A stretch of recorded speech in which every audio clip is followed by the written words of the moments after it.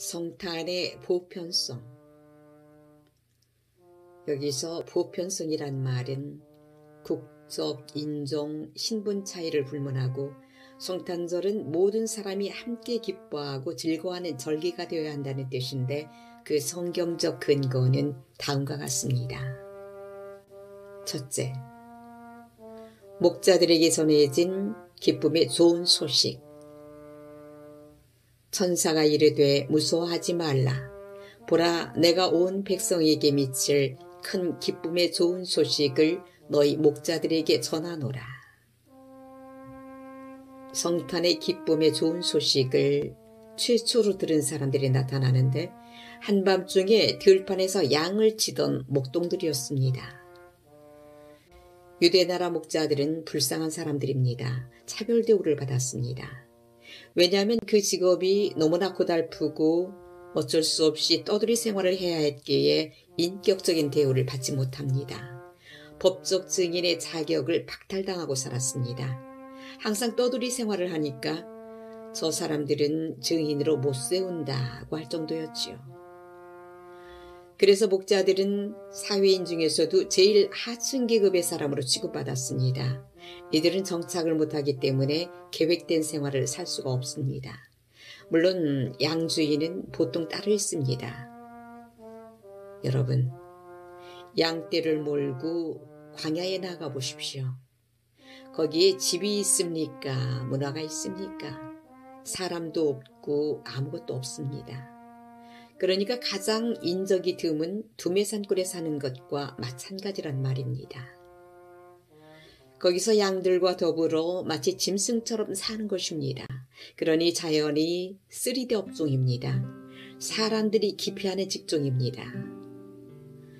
지금도 중동의 베드윈족은 주택도 없이 텐트를 가지고 이리저리 옮겨 다닙니다.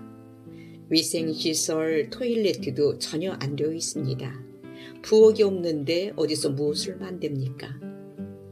밀가루를 반죽해서 간단히 구워 먹는 정도의 식생활을 해결하고 의복은 말할 수 없이 남루하고 목욕할 물도 없습니다.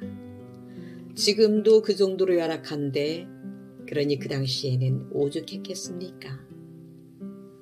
이런 목자들에게 제일 고통스러운 것이 있습니다. 그것이 뭐냐 하면, 하나는 짐승들이 나타나서 양을 잡아먹는 것입니다.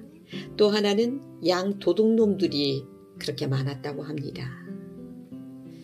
그래서 누가복음 2장 8절에 그 지역의 목자들이 밖에서 밤에 자기 양떼를 지키더니 라고 했는데, 밤에 잠도 제대로 못 자고 양떼를 지켜야 됩니다. 그러면 천사들은 그 많은 사람들 가운데 구주 탄생의 기쁜 소식을 왜 이 목자 같은 사람에게 제일 먼저 알려준 것인가요? 당시 사회는 목자들을 법적 증인으로 채택하지도 않는다고 했는데, 좀 사회적으로 인정받는 사람들에게 나타났어야 좋지 않았겠습니까? 바로 이것이 예수 그리스도 탄생, 성탄절의 성격을 잘 보여주고 있습니다. 예수 그리스도는 낮고 천한 사람들을 먼저 찾으셨습니다. 어떤 면에서 다른 사람들에게는 감추시고 목자들에게만 나타나셨습니다.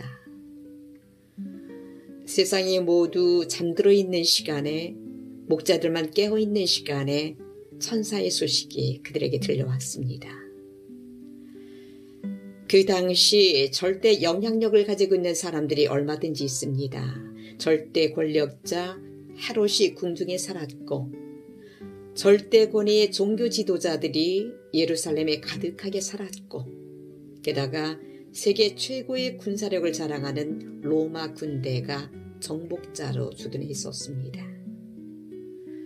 만약 천사가 그런 사람들에게 나타나셨다면 휴가면에서는 어쩌면 더했을 것입니다. 그런데 예루살렘에서 8km 산 너머에 있는 버려진 땅 베들레헴에는 아무 실력자도 없습니다. 이 지역은 지금까지도 버려진 땅입니다. 더군다나 거기에 목자들은 버려질 대로 버려진 사람들이었습니다. 이것은 성탄절의 보편성을 잘 나타내 보였습니다. 예수님의 탄생 성탄절은 특수계층이나 중산층의 전유물이 아니라 모든 계층에 두루 비치는 기쁨의 좋은 소식이 되게 하기 위해서 그 사회의 가장 낮은 계층인 목자들에게 제일 먼저 전해진 것입니다. 천사가 이르되 무서워하지 말라. 보라, 내가 온 백성에게 미칠 큰 기쁨의 좋은 소식을 너희에게 전하노라. 예수님의 공생애도 마찬가지였습니다. 예수님 자신이 자신을 소개하실 때 마태복음 11장에 말씀하셨습니다. 내가 누구냐?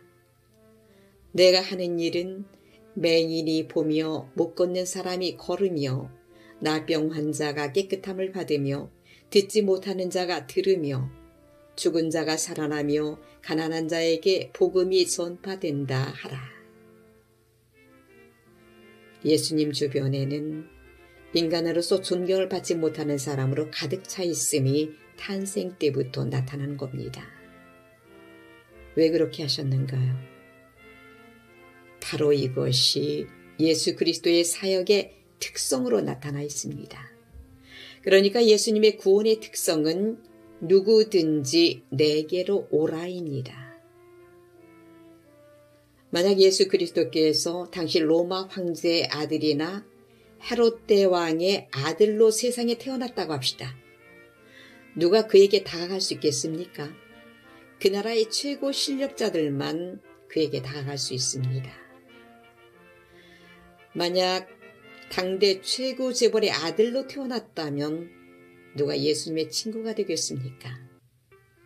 가난한 사람들에게는 영원히 친구가 되지 못할 것입니다.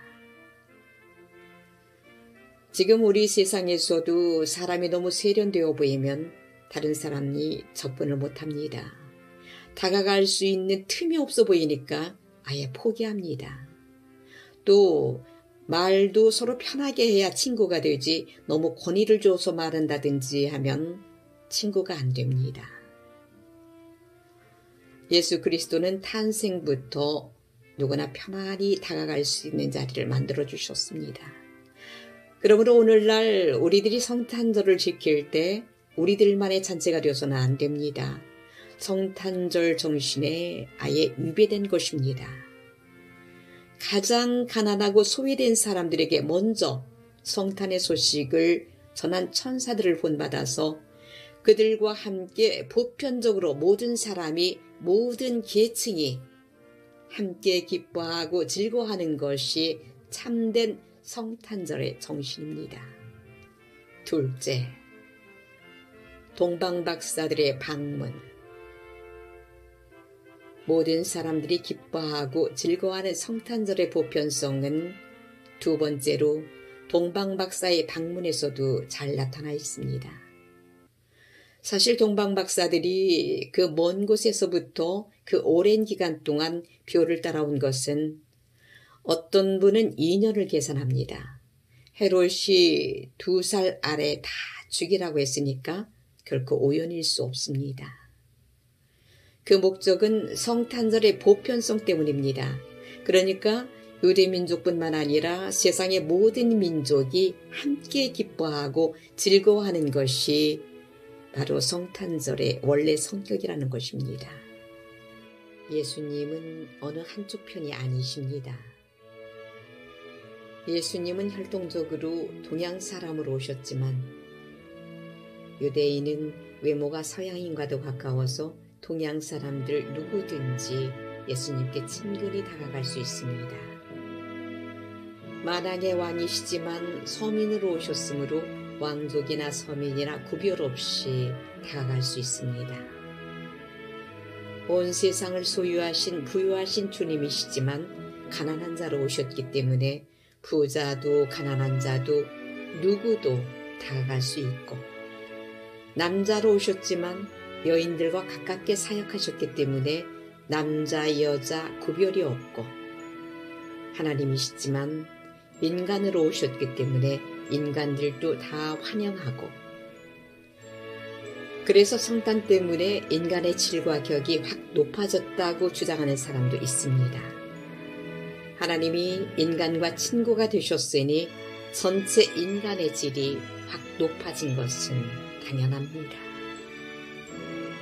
높은 자리에 계셨으나 낮고 천한 자리에 오셨기 때문에 높은 자도 낮은 자도 부담이 없이 다 올 수 있습니다. 동방박사들은 이방인들입니다.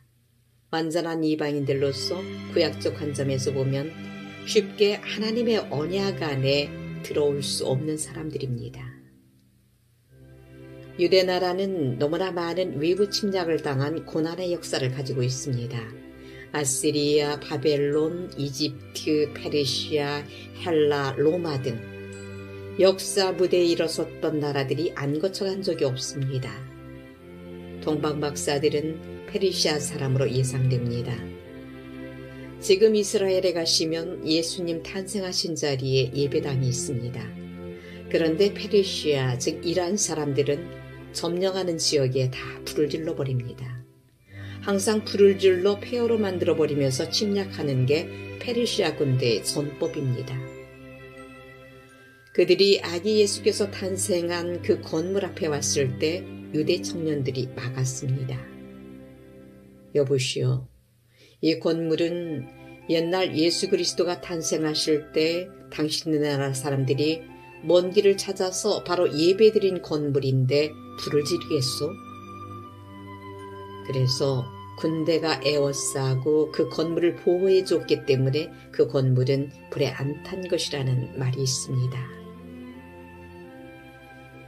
이방나라 박사들이 베들레헴까지 찾아와서 아기 예수의 탄생을 축하한 것은 예수 그리스도의 구원의 보편성, 유니버살러리가 탄생 때부터 나타난 것입니다. 여기서 구원의 보편성이란 만왕의 왕이요 만주의 주님이 되시는 예수 그리스도는 유대인만을 구원하기 위해서 오신 주가 아니라 모든 민족을 구원하시는 구세주가 되신다는 뜻입니다. 셋째, 애굽으로 피신하신 섭리. 아기 예수가 탄생하자마자 유대왕 헤롯이 죽이려고 했습니다. 그래서 애굽으로 피난을 가서 애굽은 아기 예수를 살려주는 장소로 나타났습니다. 이러한 사건도 구원의 보편성을 나타내고 있습니다. 구세주는 이스라엘만의 구세주가 아니라 모든 민족의 구세주라는 것입니다. 헤롯이 죽기까지 거기 있었으니 이는 주께서 선지자를 통하여 말씀하신 바 애굽으로부터 내 아들을 불렀다 함을 이루려 하심이라. 만약에 예수님이 일본인으로 태어나셨다면 한국인으로서는 기분이 좋을 리 없습니다. 마찬가지로 예수님이 애굽으로 내려가시고 애굽으로부터 내 아들을 부르신 일은 유대인의 관점에서 보면서 기분이 좋지 않은 일입니다. 그런데 유대인 마태가 기록한 성경에 이런 기분이 썩 안 좋은 일까지 낱낱이 기록되어 있습니다. 사실 기록할 필요가 없는 대목입니다. 이것은 예수님의 탄생부터가 all nations, 만민을 위한 것임을 단호하게 밝히는 것입니다. 그리스도의 구원의 보편성, 유니버살러리입니다. 여러분, 성탄절을 지키면서 다른 민족의 배타적인 것은 원래 정신에 위배됩니다. 지구촌 시대에 우리나라에도 외국인 또는 외국인 근로자들이 많이 와 있습니다. 온 세상에 미칠 기쁨의 좋은 소식은 유대인만을 위한 소식이 아니라 온 세상에 미칠 소식입니다. 그래서 우리는 성탄절에 온 세상 민족들과 함께 즐거워해야 합니다. 그래서 크리스마스는 인류의 축제요 지구촌 행사가 이미 되었습니다.